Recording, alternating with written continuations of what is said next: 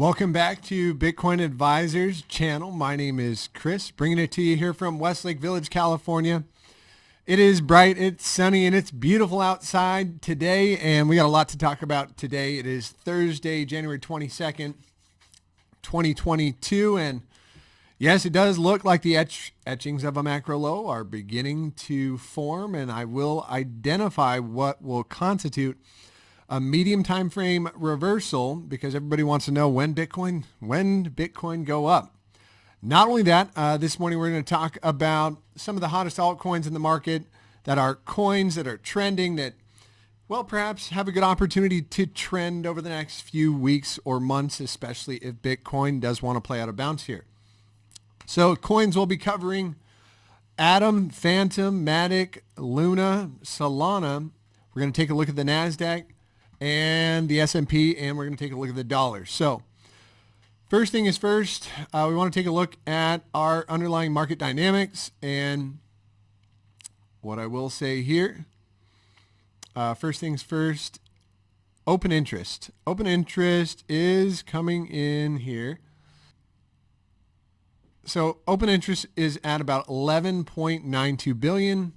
And what we have been talking about on our channel for some time now is that we kind of wanted to see a reset open interest to come down to that level around 10 billion or 11 billion. I think close enough is close enough. And you can see almost if I could draw a diagonal trend line that it's coming right up to that level. So it looks like we got a little reset there. The global leverage ratio is still at what I would call all-time highs. I mean, look how high. Oh, that's the leverage ratio. That's the people that are borrowing money. You can borrow up to 10x, 100x leverage out there.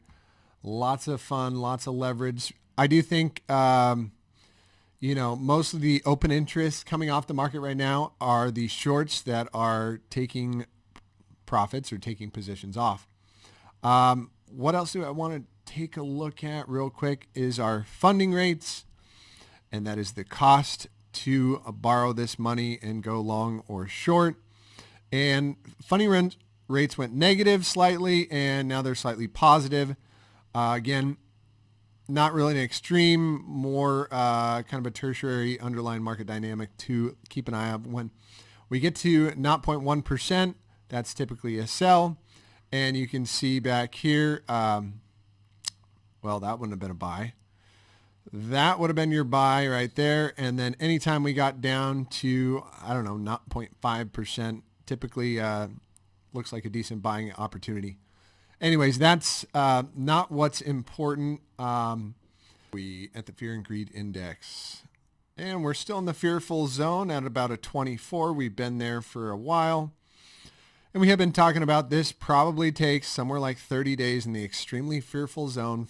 And that's what you want to see in this market right now. It seems like a lot of the interest has come down. There's not as much hype surrounding Bitcoin.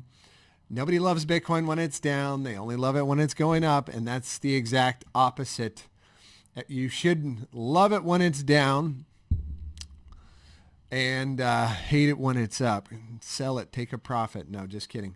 Anyways, getting back in there, what else did I want to talk about? Something a little bit on the funner side here. And this is called the Moon Phases Indicator. And we can throw that on. I'll even put it as a favorite just for fun. But these are the bull and the bear moon phases. And that's when you get a full moon. Oh, that does not look as pretty, but so this is the bull moon down here. Typically you get a bounce, right? So typically it's on the 20th of every month. And, basically the third Friday of every month around the 20th, that is known as the regular expirations for equity options. And because Bitcoin does essentially trade as a higher beta asset to U.S. equities, and especially the NASDAQ, you can kind of align that with the bull and the bear moons would actually happen on the third Friday of every month, right around the 20th. And so we did just get a bull moon, not guaranteed to work out, but you can see that, I mean, this bull moon worked out pretty nice. That one worked out nice. I mean, all of them have played out pretty significant bounces to the upside, and then vice versa to the downside. You got your bear moons coming in at the top. So we don't have another bear moon for another 30 days, but we just got our first bull moon, and I would suspect that aligns with the bounce that we are kind of seeing right now. But Bitcoin really does need to save itself and extend this bounce. Otherwise, it is just not looking super, super pretty. All right. What else do we want to get the moon phase off? And for all you really educated people out there, don't laugh at my moon phases. That's just for fun. We're going to take those babies off right there and go back to the fun stuff. Okay. So what's most important? Price action on Bitcoin. I'm going to start out with the lower term time frames and kind of work our way up. And we did get an hourly closure. And here's how I like to play these on the hourly time frame. So you get the breakout and you get the yellow 21 crossing the 21 crossing the 55 exponential moving average. That is your buy signal right there. So you would have bought here. And then what you want to do is as, price action goes up, you want to look at your BBWP. Typically when this thing gets around 80, 90%, 70%, that's when you start to take profits. And this rally really did fail pretty quick. But here's this is actually your real buy on this strategy. You get the cross and you wait for the retest of the green 55. And then it's really easy to set your stop limit or your market stop, however you want to do it, right below your range wick lows. So that'd be somewhere right around here at, call it 41,000, right? If you want to be a little more aggressive, you could do the last range wick low, which would have been right here at coming in 41,500. And so what is kind of the downside risk versus the upside potential? Because that's what you always want to be considering when minimizing your risk. So let's say you want to buy the green 55, you put a limit in at 42,235 and set your stop market down there at 41,500. So your downside risk on this trade is going to be about 1.67%. Now, why do I like this trade? Why do I like this setup? Well, it's traditionally exactly what you want to see. Is a retest of the green 55 with a lower downside risk with more upside potential at about a 4-to-1 at least. So if we got 2% downside risk, we want to see what? We want to see like 5 to 8% upside. Sorry, 5 to 10% upside. And we did get a breakout confirmation on this hourly formation with an hourly closure back above this swing high and that swing high right there. So where are my targets on this move, on this retest? I'm going to look for, because we also got a 4-hour closure here. So I'm looking for a move at least to 44,235. So where does that come in? That is, call it 5% upside, 2% downside risk. Not the greatest risk reward, but if you're bullish, you're going to look at any kind of a 4-hour closure back above 44,185 as your next indicator that we're going to get a move to our breakdown level of 45,680. And whether you are bullish or bearish, when you get these setups here, higher low, sorry, you get that. This is like a higher low here.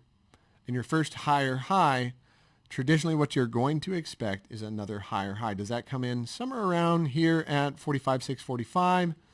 Or right around that 200 exponential, I would say we probably have a good chance of doing something like this. We pop up here, test this guy, get a little breakout, come back down, and then depending upon where the hourly 9 exponential is governing, but traditionally what you'd want to see is no closures back below our breakdown level or this last wick low at 41,460. And really you won't want to see a 4-hour closure back below the breakout level here of 42,485. That would get me out of this thing pretty quick, but we got another 26 minutes here. So the big question is are we going to get a little reversal here on Bitcoin? Or was this a pump fake out to the next breakdown?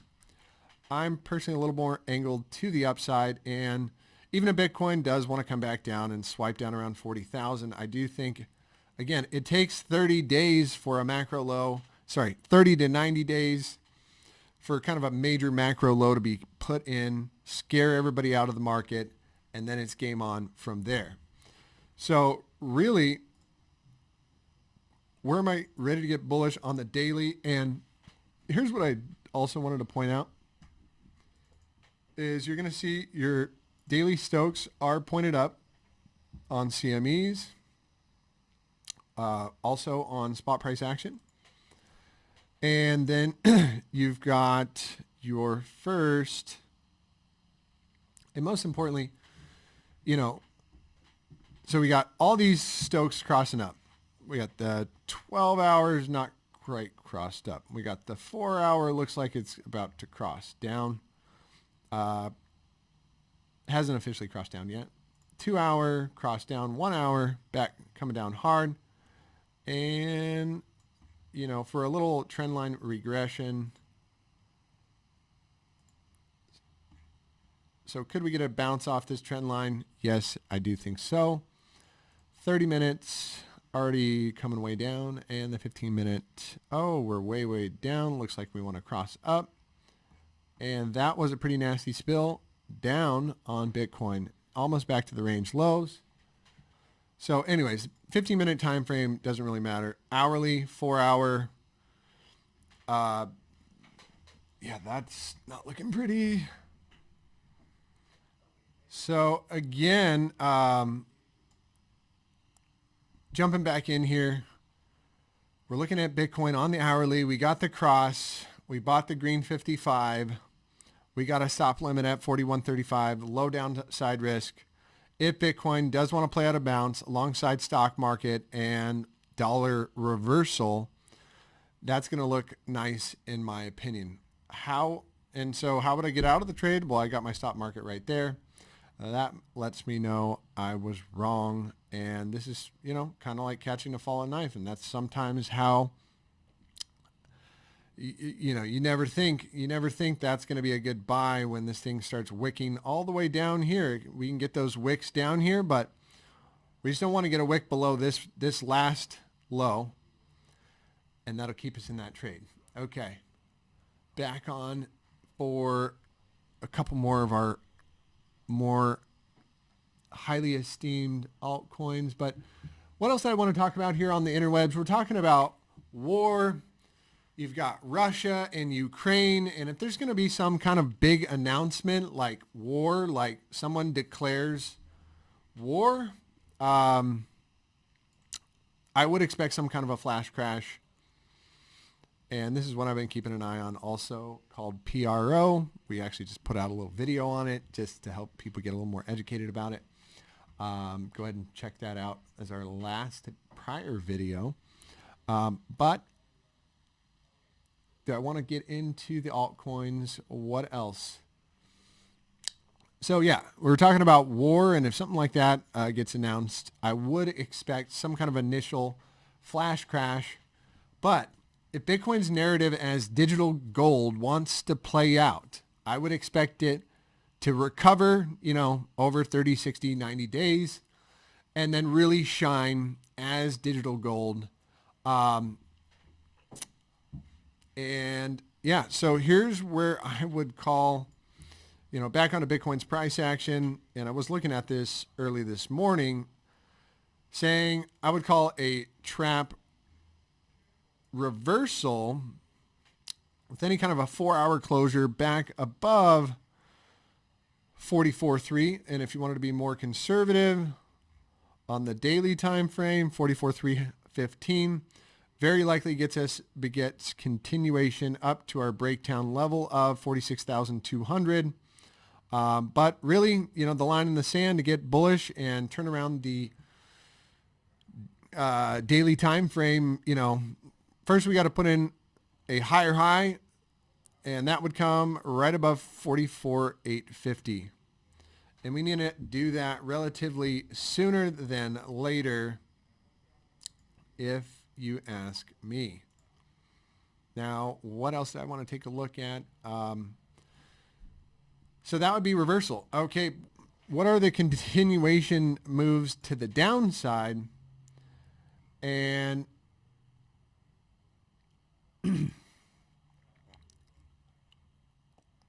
let's see, would we have gotten wicked out of that position if we went long here, right on the cross below the last wick low, and yep, we'd be out of the position. Would have taken us out. Did we get a bounce here again from this region? Well, on the daily time frame, this is not looking good at all. That's a big rejection. And sometimes that's what Bitcoin does. It's washing out the leverage. Everybody got really long as soon as we closed this 4-hour candle right here. People were getting long, looking for a move, possibly up to about 48.38. And institutions are going to throw it back in your face. Sometimes that's what happens. Sometimes that's why people trade based off of the higher term time frames. They don't have time to watch the hourly. And, you can change around your position early and often if you need to. Okay. That's it for Bitcoin. So, and just to wrap up my thoughts with Bitcoin here, as long as Bitcoin is holding that daily level of 41,600, that's going to be a big pivot on this market. If that level wants to break on the daily, I'd say even on a 4-hour closure below 41,300, I'll be looking for us to swipe the lows again around 39.8 and just, work itself out a little bit longer. This market likes to bore people to death until nobody's paying attention, and then it puts a big green candle in everybody's face. And that's typically how it works.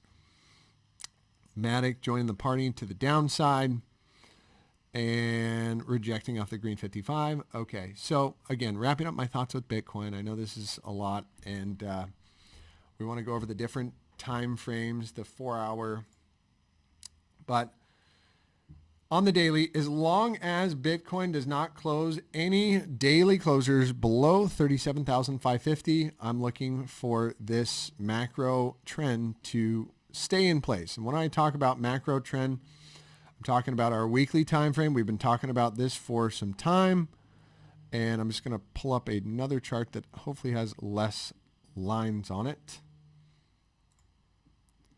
And yeah, here's what I would be looking at on our 4-hour time frame. And here's what I would look at. Yeah, so on the weekly time frame, as long as we don't close a weekly below 39.5, I'm still going to be macro bullish on this thing. No dailies below 37.5, still macro bullish, and I'm looking for this massive ascending triangle to play out. And these do have and you could probably bring the resolution on this thing on a weekly time frame down to there. But this typically does have a 75% chance to break out to the upside.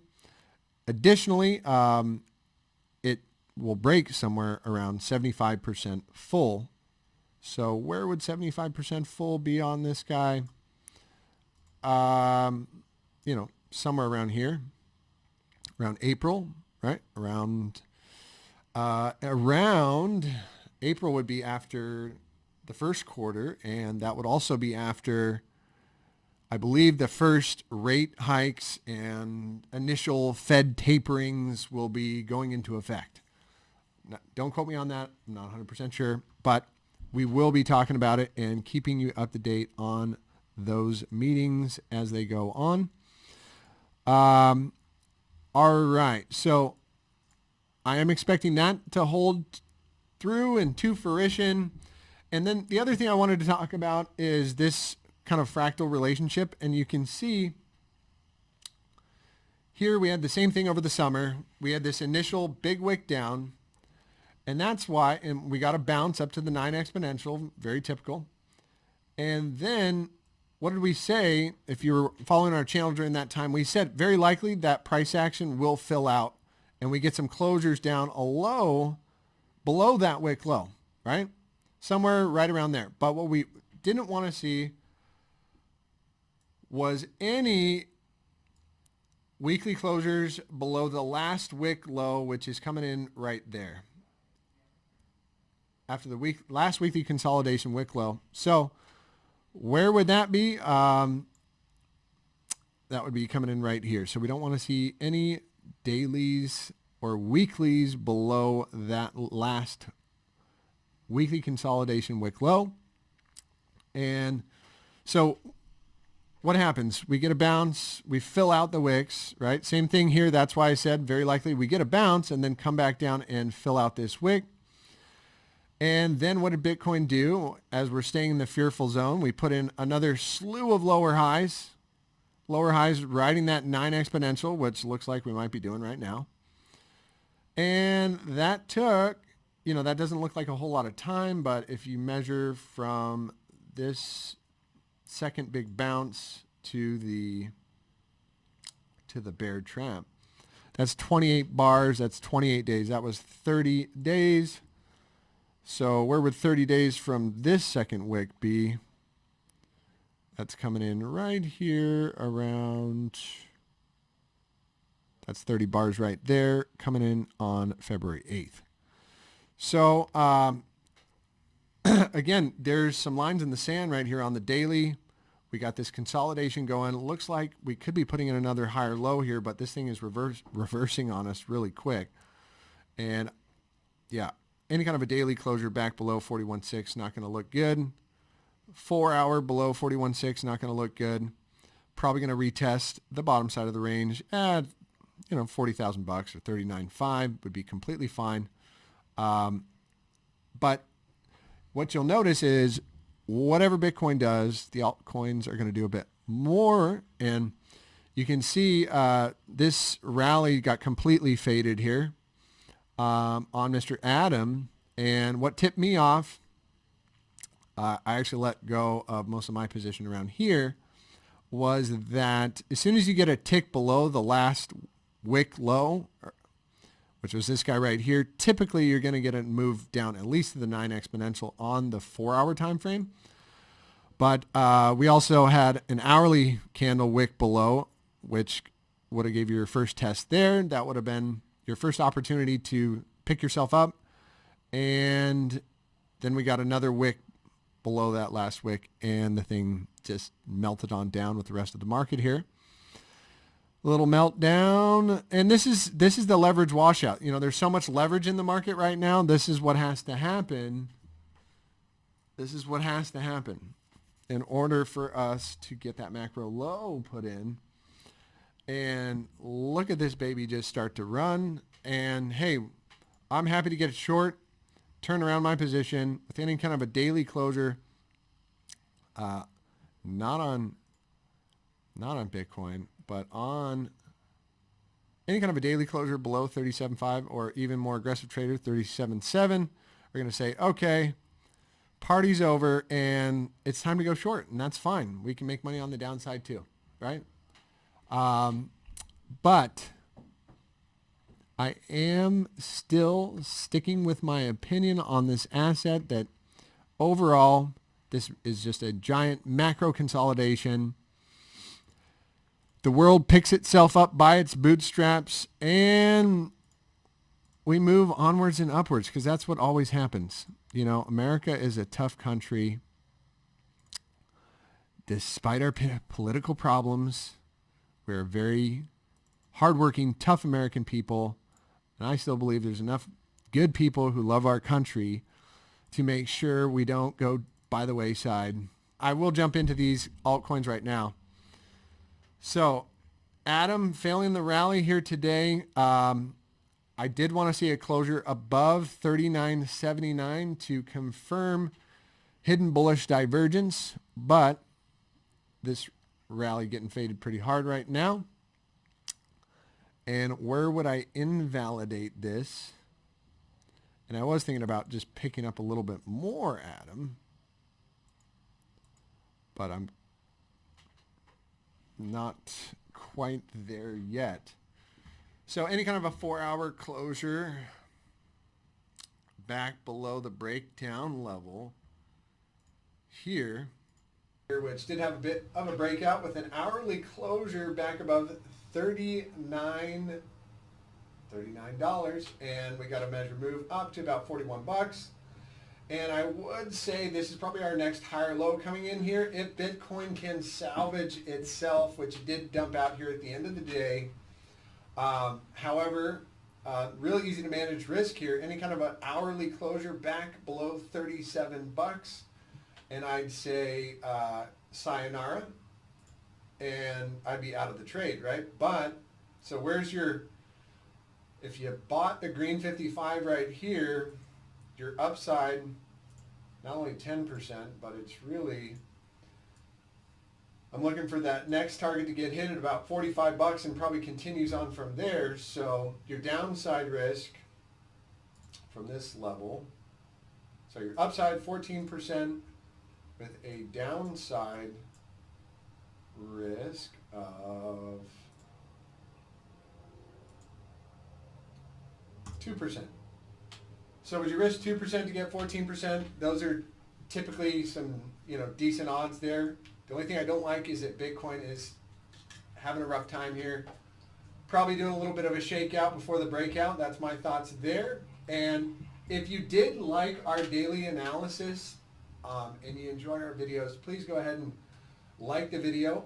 If you have interest in putting Bitcoin or cryptos in a retirement account, there's a free link in the description below. You can get a free ebook. That being said, I'm wishing you guys a wonderful rest of your Thursday, and I will be checking in with you tomorrow morning, bright and early. Have a blessed day. Take care.